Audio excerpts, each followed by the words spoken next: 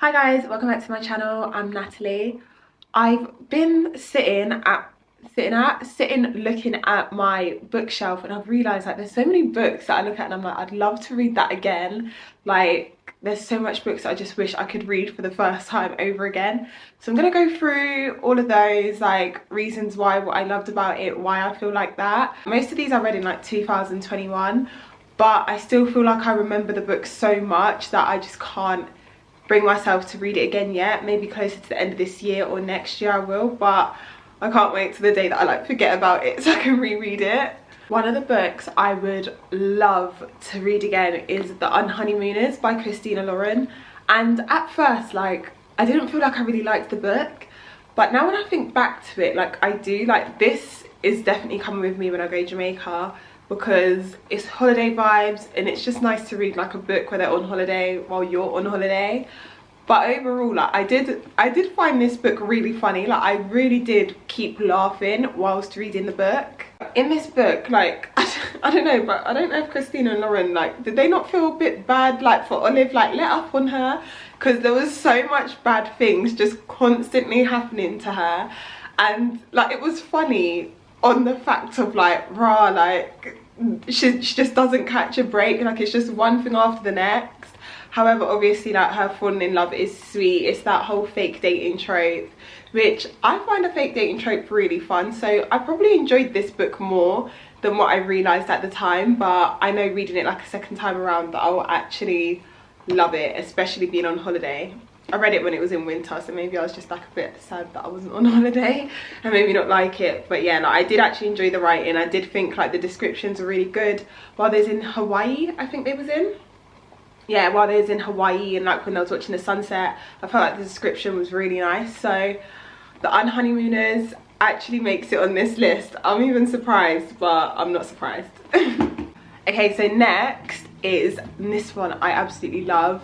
The 7 Husbands of Evelyn Hugo. I had attachment to this book. Like I was so attached to this book when I read it, and after like reading it, I don't know, like I just had like this sort of feeling, like I don't know how to explain it, but like in myself, like I felt quite sad. I felt like there just wasn't enough time in this book. Like that's just the one way I can describe this book, is that there just was not enough time. I love the way how it's written and how it's like all of it is like past tense, but it feels like it's the present tense, and then like the whole journalism style of it. Like overall, like I just really loved this book. The revelation at the end, gasp. Like I never in my life have I said gasp. I don't know where that came from, but like it is truly like gasp, like shock, horror. When the reporter, I can't remember what her name is, but finds out like the part her dad has to play in this story. Like, could you imagine?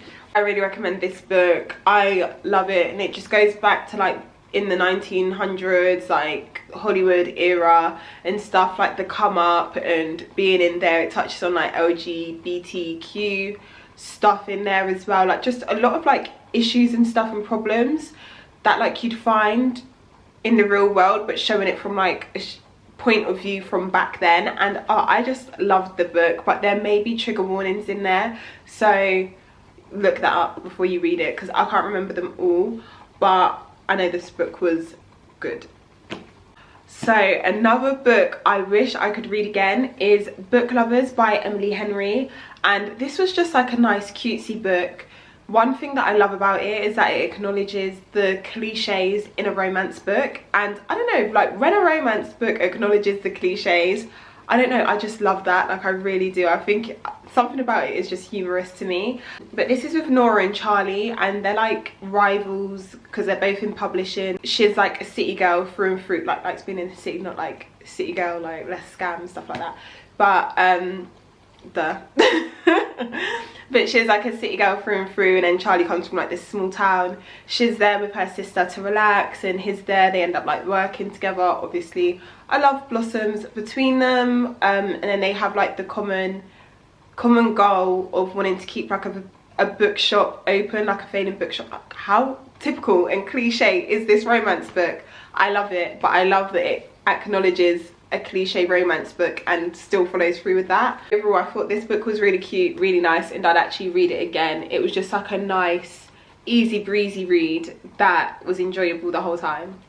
One of my next books, and honestly I absolutely loved this, is You Again by Lauren Lane. I loved this book so much. I just think it is like your typical chick flick, like taking it back to like the noughties. Is it the noughties or like the tens, like 2000s, 2010s? It just gives me like How to Lose a Guy in 10 Days sort of vibe and stuff like that. Like I love this book so much. Mac is like gets stood up on a date in a bar, so she goes on her dating app, she starts swiping left, right, whatever, and she swipes left, say for example, to decline Thomas, who's actually at the bar, and sees and confronts her about it. Then she goes into work on Monday and he ends up being her new boss, and then he's also the brother to her friends, what am I saying, her friends getting married, and he's the brother of the groom.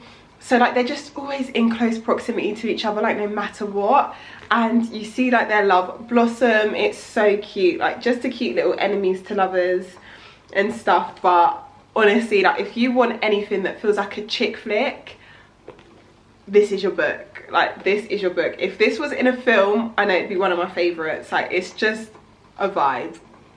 So another, like coming up to the last of it now, is The Hunting Wives by May Cobb.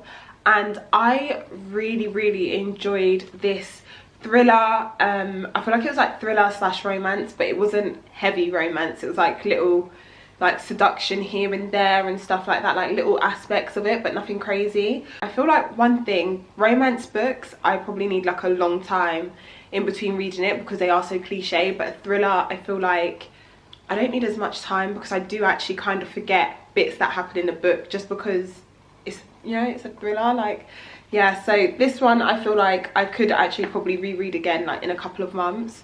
But it's basically about like these rich wives that go out in the woods and like shoot guns and stuff like that. Then there's like obsession and stuff between some of them. Like one has a crush on another has a crush on the same person, and there's like little relationships between them, and then there's jealousy and stuff like that. I don't think I'm explaining this well, but I don't want to give it away, but it's just hard to explain. But like there's obsession, there's jealousy, which leads to murders, and it's figuring out who done it, and you know, people trying to fight their case as to why it would not be me, someone being framed, and it's just a lot going on. Like there's a lot going on in the book, but I loved it. I thought it was really interesting. I was gripped, like I wanted to keep reading. I feel like any thriller, to be fair, but this is like one of the sort of books where it's like you don't want to put it down and you need to just keep reading and know what's happening. Like it could be 1 AM and you're like, right, to the end of this chapter, and you'll just keep reading because by the time you get to the end of the chapter, there's something new that's happening that I need to know about before I can go to sleep or whatever the case may be. So I feel like I need a few more months and then I can go in and I probably won't remember a thing of it. I'll probably end up getting it confused with Every Little Secret, which I don't mind because then I'll forget it. And lastly, my absolute fave, I don't know if it's still my absolute fave, but like, I absolutely loved this book. I adored this book and I recommended the hell out of it to friends, is The Hating Game by Sally Thorne. And I loved this enemies to lovers, but if you ask me now why are they enemies, I couldn't tell you. I really could not tell you. But I feel like even after I read the book, I couldn't tell you why they're enemies. But they've got like this rivalry competition going on at work. There's two like publishing, are they publishers? I think it was, companies that merged together, and yeah, then they're just competing for like a top spot against one another. And they've got like these series of games that they play like in the office. Their desks are like opposite each other, and they've got like all these little games that they do. Then you start to see their love flourish and stuff like that. I don't think I need to go into this too much. Like this is such a popular TikTok book. There's a movie out on it now and stuff, but overall, like I just think it's really cute. The elevator scene was my absolute favorite because I was a bit shocked. I genuinely wasn't expecting it, but overall, like it is like a really cute book, a really cute story. When she defends him at the wedding and stuff like that, that's all cute. And then the sacrifice he makes, the whole like color of his bedroom thing, how cute is that? A bit overboard if you think about it, but it's cute. I feel like a lot of these books give me like summertime reading sort of vibes, like on the beach, I don't know. But a cute book, highly recommend as well, and I can't wait to reread this once I've completely forgotten what it's about. So that's all the books that I would love to read again for the first time, experience again for the first time. I just think they're all like really cute, easy reads. Other than Seven Husbands of Evelyn Hugo, like it's an easy read in the sense that you don't want to put the book down, but for some people it might be triggering. So yeah, like they're just such cute stories and stuff like that. Like, I would actually give anything to experience them for the first time, and the emotions that I felt the first time around, which is why I want to leave them quite a while before I go back to reading it again. Like all of them other than You Again was read in 2021, so I think if I leave it to the end of this year, like surely I should forget the majority of it by the time I start reading more books and stuff as well. But yeah, like I definitely recommend them. The fact that I want to reread them I think shows that they are good books to me to me, because everyone's different opinions. Hope you enjoyed the video and thank you for watching. Bye.